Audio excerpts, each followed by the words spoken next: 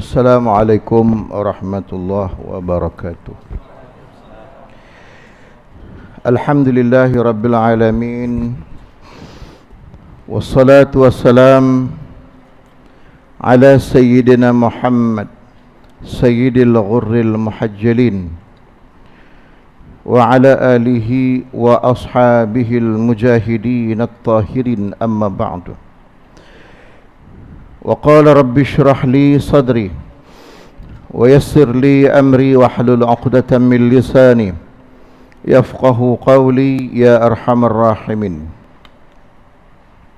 Tuan-tuan yang dirahmati Allah Subhanahu wa taala, insya-Allah kita ambil sikit masa untuk kita memahami suatu fenomena dalam bulan Ramadan. Tuan-tuan sekalian, ulama menyebut di dalam Al-Quran perkataan malam atau dalam bahasa Arabnya disebut lailun disebut sebanyak 92 kali. Perkataan siang an-naharu disebut 54 kali. Adapun yang menggabungkan antara malam dan siang ada sekali. Contohnya waqtilafil laili wan nahar, ada lebih kurang 40 kali lebih. Maka kaedah dalam Quran, kalau sesuatu itu disebut walaupun sekali, kalau benda dia ialah something, kalau orang dia kata somebody, penting. Ada benda yang disebut sekali, umpamanya dalam surah Al-Baqarah ayat 61. Apa yang Allah Ta'ala sebut? Saya rasa Allah sebut sekali, ayat lain tak ada dah tu. Kisah Bani Israel yang sesat di padang teh, Allah bagi makan benda mewah, burung puyuh panggang, al-manna was-salwa. Tapi dia minta, sebab bila kerak makan tak ada nikmat, maka dia minta juga benda biasa. Maka Allah Ta'ala sebut min baqliha wa qithaiha wa fumiha wa adasiha wa basaliha. Ada 5 benda tu. Sayur-sayuran, wa qithaiha, timun, kemudian wa fumiha, wa fi qiraatin wa thumiha, bawang putih. Ada Tuhan sebut dalam Quran kali itu. Wa adasiha, kacang adas, lebih kurang kacang puih kot, Arab buat kuah. Wa basaliha, bawang besar pun ada. Tapi tuan-tuan, nama umum, tuan-tuan jangan tanya kata nama khusus, bawang Mumbai India ke bawang Holland, jangan tanyalah. Tapi sekali, bayangkan kalau seandainya satu perkara disebut berkali-kali dalam Quran. Seumpama kalimah malam 92 kali lebih, banyak tu tuan-tuan. Maka saya nak memberikan beberapa dalil dalam Quran bagaimana Allah Ta'ala sebut, bahkan sebahagiannya tidak sekadar sebut tapi disumpah. Contohnya ayat kedua surah Ad-Duha, wal laili idza saja, demi malam tu sumpah apabila dia melitupi. Kalimah saja tuan-tuan, saja yasji saijun, akhirnya sajin, isim fa'il. Lekatlah nama tudung saji, sebab tudung saji ini ditutup. Malam kan gelap, maka malam itu ditutup oleh kegelapan. Tak semua benda tuan-tuan nampak. Contoh yang kedua, Allah sumpah dengan malam-malam tertentu dalam surah Al-Fajr ayat yang kedua, walayalin ashrin, demi malam-malam yang 1 sampai 10 Zulhijjah, Allah sumpah. Kemudian dalam surah An-Naba, waja'alna al-laila libasa, kami jadikan malam waktu kamu rehat. Kemudian dalam surah Al-Isra ayat 79, Allah menyatakan wa minal laili fatahajjad bihi nafilatan lak asa an yab'athaka rabbuka maqaman mahmuda. Maka sebahagian malam bangun bertahajud, Mudah-mudahan Allah bangkitkan kamu nanti di akhirat, kedudukannya mulia dan terpuji. Kemudian Allah Ta'ala sebut lagi tentang malam, iaitulah dalam peristiwa Al-Isra dalam surah Ali Imran ayat 190. Wa ikhtilafil laili wan nahari la ayatin li ulil albab. Dan silih ganti malam siang, tanda-tanda kebesaran Allah untuk orang yang ulul albab, orang ada akal, ada otak, dan dia guna akal otak dia untuk fikir. Kemudian Allah Ta'ala sebut dalam surah Al-Isra ayat pertama tentang Al-Isra wal Mi'raj. Subhanalladzi asra bi'abdihi lailan. Maha suci Allah yang memperjalankan hambanya pada waktu malam. Akhirnya sampai di bulan Ramadan, dalam surah Al-Qadar Allah menyatakan nuzulul Quran. Inna anzalnahu fi lailatul qadri. Kami turunkan Al-Quran itu pada malam Lailatul Qadar. Tidak sekadar malam, tapi malam itu malam Al-Qadar. Maka persoalannya, ada apa dengan cinta? Itu tajuk filem, bukan itu. Ada apa dengan malam? Nak jawab persoalan dalam 10 minit lagi saja tuan-tuan. Malam ada apa? Tuan-tuan perasan tak satu benda? Kita bulan Ramadan ibadah wajib siang, puasa mana boleh buat malam. Tapi tuan-tuan perasan tak? 70% rasa saya lah, orientasi ibadat kita itu di waktu malam. Tuan-tuan tak percaya, mari kita kira. Okey. Katalah siang kita puasa. Bila kita start ibadah waktu malam? Bila kita start? Tak nak jawab, tak berani lah. Buka puasa. Sebab itu saya tak setuju tuan-tuan. Dalam agama menganjurkan kita bukalah di awal waktu.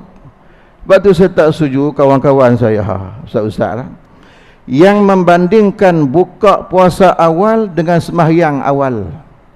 Oh, kalau kamu ni sembahyang kali-kali tak on time, tapi buka puasa on time, saya tak setuju. Kerana saya bimbang ada orang silap faham berbuka di awal waktu negatif. Kalau nak buat contoh tu, cari contoh lain. Baik, habislah buka puasa. Lepas buka puasa nak saya maghrib, saya nak pesan kat tuan-tuan benda orang yang orang tak bilang, tak hitung. Kalau boleh dalam Ramadan dia jadi latihan. Tuan-tuan kita jangan tinggal sembahyang solat sunat rawatib, qabliyah, ba'diyah, hay'ah, muakkadah. Jangan tak bangkit. Siapa pernah bilang berapa rakaat? Kalau paling kurang hay'ah, muakkadah, tuan-tuan 16 rakaat silat hari bulan, lajak bila 18. Tak apalah kita ambil 16 campur sembahyang 5 waktu 17 rakaat dah. Jadi 33 rakaat. Nampak? 33 rakaat. Tuh, dari sudut rakaat. Akhirnya tuan-tuan sembahyang malam. Kita buat 23. Sini buat 8 malam ni. Maknanya tuan-tuan akan balik tambah di rumah, buah bilah 33 campur 23, 56. Nanti tuan-tuan bangkit tahajud, buat tahajud 4, 60. Bulan lain ada? Tak ada. Okey. Katalah kita buat tarawih tak kita berapa lama, habislah 10.30 ke 11 sampai rumah. Ada orang rajin, dia tunggu, dia tadarus. Nah, habis lewat tuan-tuan pukul 12, tidur. Tuan-tuan kata mana orientasi ibadat? Tidak. Tuan-tuan jangan salah faham. Dalam surah Al-Isra tadi, Tuhan kata apa? Wa minal laili fatahajjad bihi nafilatan lak. Sebahagian malam, min itu litab'id, berarti sebahagian malam sahaja, bukan separuh. Maknanya kalau tuan-tuan nak dapat tahajud, syaratnya sembahyang Isya, tidur dulu, bangun, itu tahajud. Walaupun sembahyang tuan-tuan mengikut sembahyang sunat mutlak 2 rakaat, kerana nama tahajud, bangun setelah tidur dulu dan setelah solat Isya, itu tahajud. Cumanya sembahyang tahajud ada salli sunat yang khusus, salli sunat tahajudi. Maknanya apa? Kalau tuan-tuan beribadat, semalam saya tengok Ada satu video pondok di Indonesia, di Pasuruan ke mana tu, sembahyang rakaat khatam Quran setiap malam. Ada kot 15 orang, sekali tarawih 8 jam. Ada larat kita agak-agak tuan-tuan. Confirm tu imam kena tendang. Baru ni bukan sejuzuk, sebuah Quran.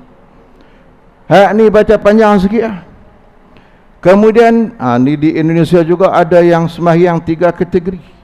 Ada yang kategori laju, dia kurang 15 minit kot. 15. Pak Ustaz dari mana Pak Ustaz? Indonesia. Ya, kayaknya kayak orang Indon itu, Indonesia cara pakaiannya. Ya. Betul kan Pak Ustaz kan? Bismillahirrahmanirrahim. Alhamdulillahirrahmanirrahim. Tuhan buat satu, kategori yang buat 2. Saya duk ingat, ada lagi ingat kuat laju dah. Ada laju lagi. Bismillahirrahmanirrahim. Hak nombor 3 lagi laju. Dia baca macam mana? Bismillahirrahmanirrahim. Waladdallin. Tengah tak bunyi apa? Mempuih, punggah. Tidak sadar tiru yang tu. Baik. Normal standard kita akan tidur. Artinya, tuan-tuan yang beribadah sebanyak malam tak tidur, itu namanya qiyamul lail, ihya'ul lail. Tapi kalau tidur, bangun kemudian, namanya tahajud. Artinya juga, orang berqiyamul lail belum tentu bertahajud, tapi yang bertahajud sudah tentu qiyamul lail. Persoalannya, saya bukan nak cerita benda tuan-tuan, 5 minit lagi. Saya nak cerita kenapa ibadahnya orientasinya 70% hampir malam. Kerana malam tidak ada seperti adanya di waktu siang. Malam tuan-tuan, ini kena masuk kepada ilmu sains. Ringkas dia, kena rujuk kepada ilmu astronomi, kosmologi. Kosmologi gabungan fizik dengan astronomi. Kata ahli sains, tenaga yang Allah bagi melalui cahaya matahari tuan-tuan, dia ada radiasi, the good radiation and the bad radiation. Radiasi baik, radiasi buruk. Lalu bagaimana Allah buat cahaya yang dihantar, ditapis melalui 7 lapisan langit? Bukan saya kata. Dalam surah Fussilat ayat yang ke-12, Allah menyatakan hal itu. Itu diperakui oleh ulama. فَقَضَاهُنَّ سَبْعَ سَمَاوَاتٍ فِي يَوْمَيْنِ وَأَوْحَى فِي كُلِّ سَمَاءٍ أَمْرَهَا. Allah yang mencipta 7 lapisan langit dalam masa 2 hari. Dan Allah wahyukan pada setiap lapisan kandungan gas, peranan, tugasan yang berbeza di antara satu sama lain. Maka bila ditapih tuan-tuan sampai jadi siang, berubah menjadi energi dan tenaga alam. Bacaan dia rujuk pula kepada ilmu electrical engineering, mega electron volt, ringkas dia MeV, rendah ya, radiasi. Tapi itu yang kita perlukan. Dan itulah keseimbangan, lebih tak boleh.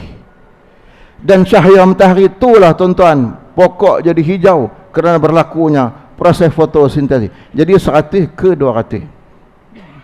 Bila main malam tuan-tuan, ada seorang saintis ahli kosmologi astronomi Jerman tahun 1843, nama dia Henry Schwabe. Tuan-tuan jawab sendiri, saya tak mahabang. Maka dia mencerap kitaran pusingan matahari, solar cycle sunspot, berdurasi 12 tahun ataupun 11 tahun lebih. 4 tahun terawal max minimum, 4 tahun terakhir maksimum. Pasal itu saya nak kemarau tahun 2026 ni, saya dah tahu. Bukan tahu apa saya baca tu. Sebab kitaran dia berulang benda sama. Bermula kitaran yang dicerap kali ke-27, kalau tak silap saya, bermula tahun 2018. Contoh kira 2018, 19, 20, 21, 22, 23, 24, 25, 26, 27, 28, 29. Kita buah bilah 12 tahun. Tahun 2018, 19, 21, tuan-tuan tak perasan solar minimum, matahari tidak berapa aktif. Maka waktu tu dunia sejuk.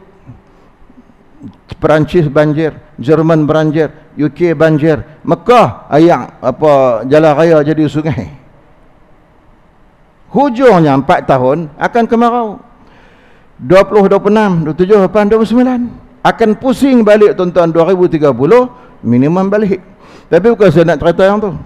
Dalam sepanjang pencerapan beliau melihat 11 tahun lebih tuan-tuan, malam bacaan dia naik 3 ke 400.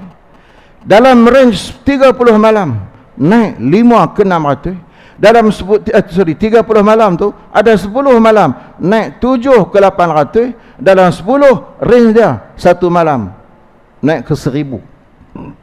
Tuan-tuan jawab meriah apa dia? Bulan Ramadan 10 terakhir dan juga malam Lailatul Qadar.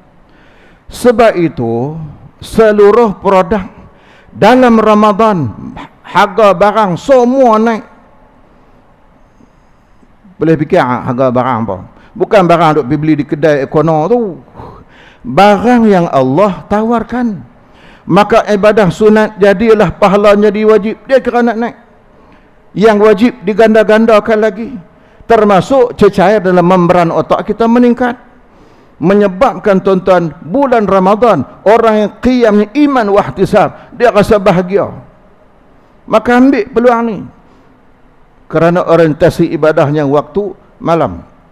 Jadi tuan-tuan sekalian, itulah menjawab beberapa persoalan kenapa nuzul Quran mesti waktu malam. Kerana kalau turun waktu siang, dunia berkecai tuan-tuan hancur. Tidak ada kekuatan. Apatah lagi Nabi nak Isra wal Mi'raj. Bergerak tengah malam, balik sebelum subuh. Semua malam. Tuan-tuan, tidak ada kepada umat yang lain kecuali kita umat Muhammad. Maka saya harap tuan-tuan faham falsafah Al-Quran tentang malam dan kenapa orientasi ibadat kita dalam Ramadan itu di waktu malam. Walaupun puasanya di waktu siang. Maka sekadar itu mudah-mudahan bermanfaat. Aqulu qawli hadha wa astaghfirullahal azim. Assalamualaikum warahmatullahi wabarakatuh.